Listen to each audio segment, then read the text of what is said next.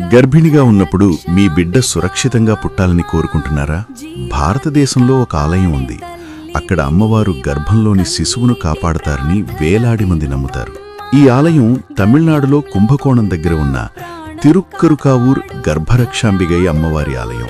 పురాణం ప్రకారం చాలా కాలం క్రితం ముల్లైవనం అనే అరణ్యంలో నిత్రువ మహర్షి అనే ఋషి తన భార్య వేదికైతో నివసించేవాడు.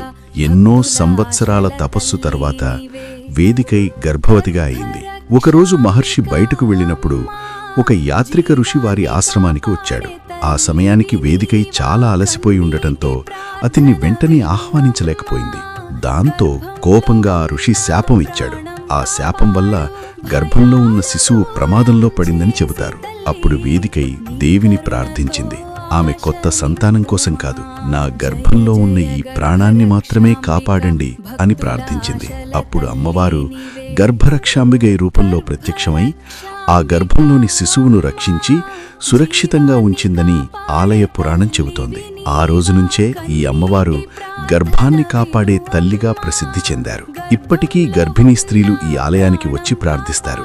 ఇక్కడిచ్చే పవిత్ర నూనె ప్రసాదాన్ని పొట్టపై రాసుకుంటే అమ్మవారి ఆశీర్వాదంతో సురక్షిత ప్రసవం జరుగుతుందని భక్తుల నమ్మకం.